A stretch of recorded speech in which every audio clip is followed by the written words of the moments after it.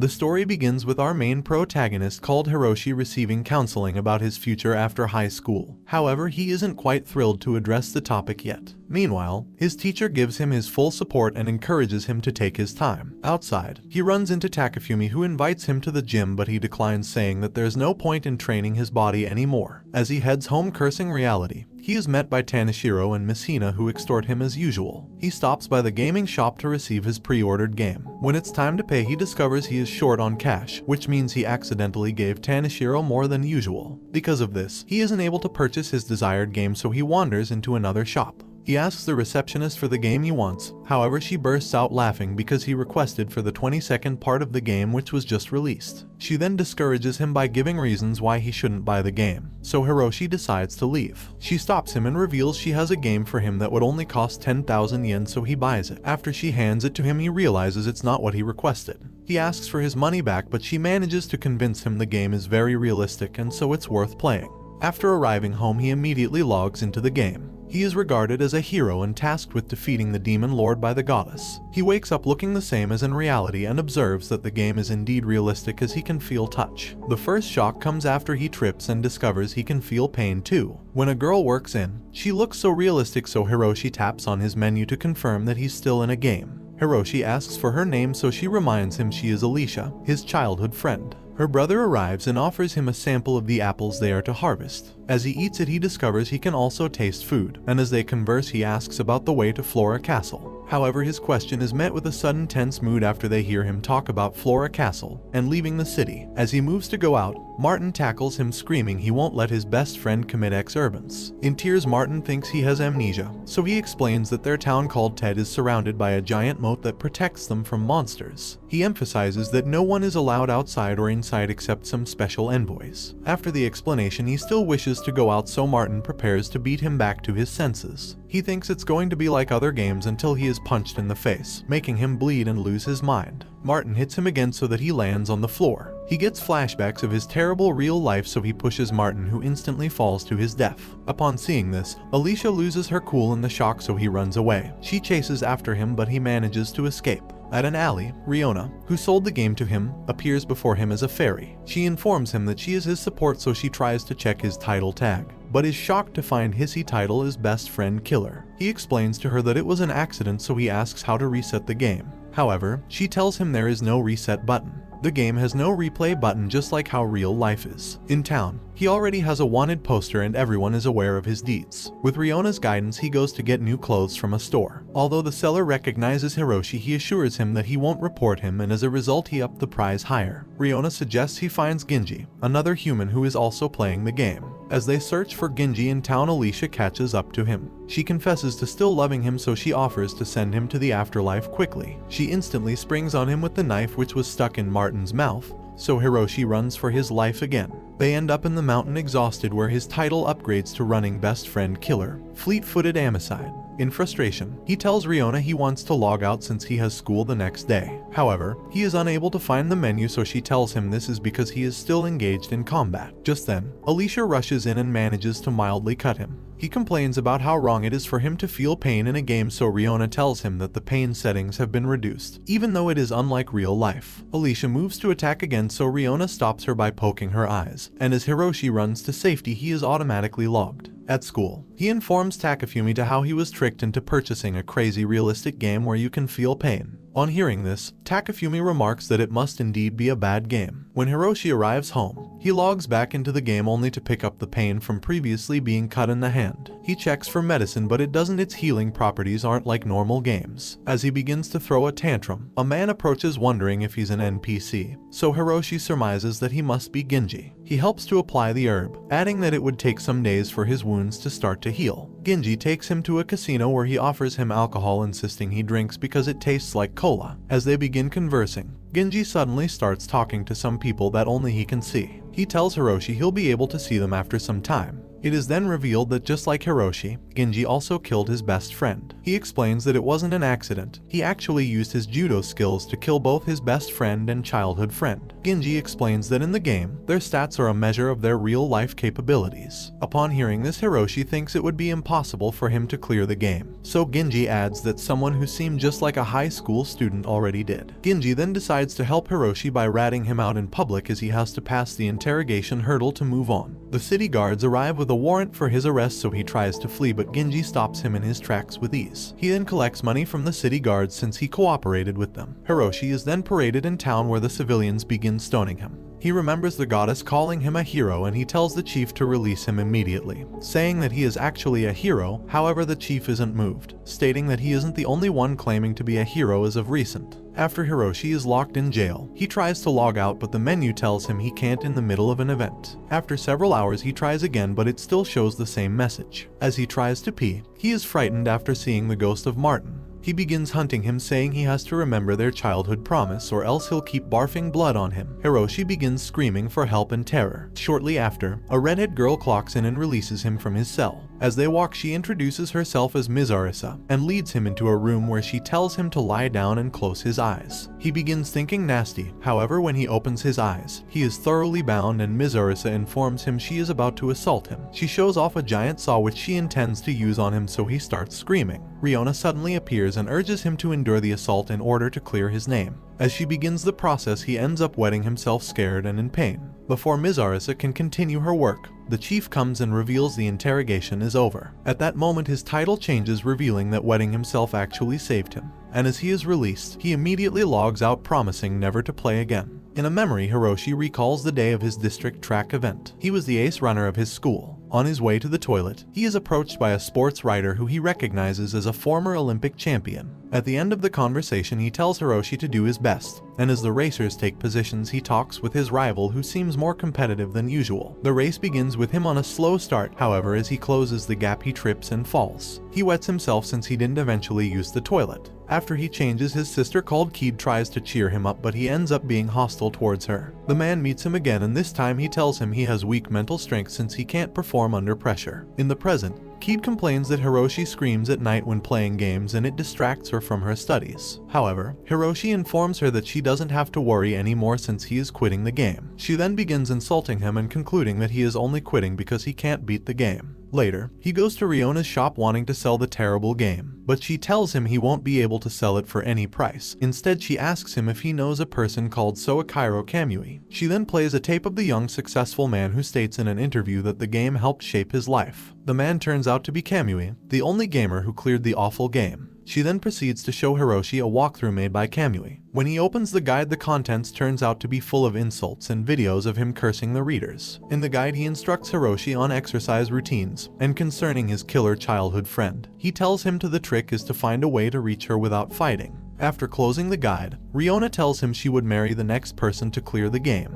However, Hiroshi doesn't fall for her tricks. She then persuades him with her feminine charm, so he eventually logs in to resume from when he wetted himself. The chief leads Hiroshi through an underground passage which leads them to the mansion of the queen. Inside, he meets with the captain of the city guards called Tesla, who urges him to dine with him. Tesla reveals that he investigated the scene himself and discovered that Martin's death was an accident, so Hiroshi is acquitted. As Hiroshi heads home, the townsfolk stone him in disbelief of his innocence, and after avoiding them, Riona tells him he has to obtain money to get tools. She suggests he steals from some weak folks, but he refuses, so he ends up in a shady office where jobs can be given to pretty much anyone. Hiroshi gets picky with the job options, so the owner gets angry at him, and he eventually goes back to Genji in hopes of borrowing money from him. However, they don't get along, so Genji refuses to lend him anything. As they get into a fight, Genji pulls out his brass knuckles, but Hiroshi manages to avoid it and pulls his hair extremely hard. At that moment, Martin's ghost appears again and freaks Hiroshi out. Shortly after, Genji also experiences something similar. This makes them settle their differences, and so Genji ends up giving him some money. Once outside, Hiroshi chooses a fancy store to shop in.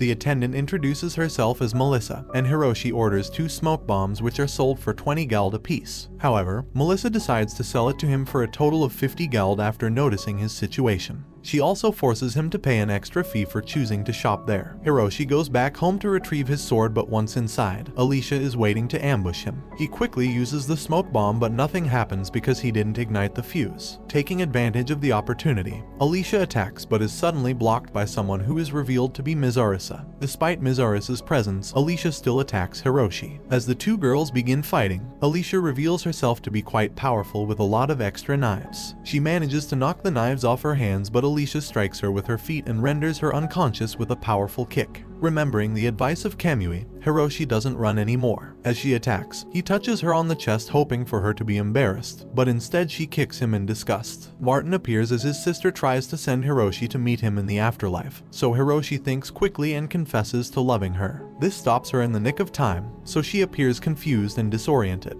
She ends up leaving, thus making Hiroshi feel sad about how he treated Alicia after the situation initially. Later, he goes to a giant tree, where Martin appears. He apologizes to him, and as a result his spirit is forced into the afterlife. At that moment, he gets memories of their childhood together when they promised to be best friends forever. Shortly after, Riona arrives, so they plan what to do next. However, they notice the town is on fire. They rush into town to find everything chaotic as the townsfolk push him aside to run to safety. He then enters a blacksmith shop to mend his sword, but he reveals he doesn't have time for that since the goblins have invaded the city. Hiroshi begins removing the rust on his blade himself, but he gets frustrated as it is taking too long to do. He tries to go out with the rusty sword, but Riona stops him, telling him that he'll die if he attacks irrationally. She reveals that something terrible happens if Hiroshi dies in the game. Hiroshi jumps to the conclusion that he would also die in real life, but she rests his mind, stating that is not the case. She reveals that his game and console break when he dies in the game, and tells him this is the real reason why the game is called Pui and is shunned by most people. She suggests he logs out so he can view Kamui's walkthrough, but Hiroshi begs to take a peek at the goblins before logging out. As he peeks, he discovers a little girl is about to be attacked by a goblin. He instantly attempts to rush to her aid, but Riona pulls him back, insisting that he doesn't have to risk his life for an NPC. Luckily, the city guards arrive to protect the child, but the goblins easily defeat the guards one by ripping off their arms. After defeating all the guards, Riona distracts the goblins so Hiroshi can pick up the child to escape. However, he finds another goblin in front of him. He then lets the girl run through an alley, but a goblin manages to slip past him in pursuit of her, so he chases after it. As he runs with determination, he suddenly gets a burst of speed which he uses to save the girl. Although he saved the child, the goblins catch up to them shortly after, but this time Tesla appears in the scene. He slays the goblin instantly with a slash of lightning. After the girl is escorted away, Tesla offers Hiroshi a job as a mercenary, to which he accepts instantly. After that, he logs out of the game. The following school day, Takafumi notices he looks happier than usual. He adds that maybe he complains about the game because he loves it. At home, he watches the walkthrough to learn how to leave the village. Kamui explains all the available options, ending with the fact that joining the city guard is the most difficult route to take. In the game, he heads out with Tesla, who informs him that they are to greet the queen before going to the training grounds. At the palace, the queen suddenly hugs him to wish him farewell in his endeavor. At the training ground, Tesla introduces two other recruits called Granada and Palu. Shortly after, Bob shows the new recruits their lodgings. In the room, he finds his uniform, so he tells Riona to head out while he changes. After, they head to the training ground where they meet the chief, who introduces himself as Amos, their instructor. He is approached by a girl named Kathy, who has also taken a liking to him.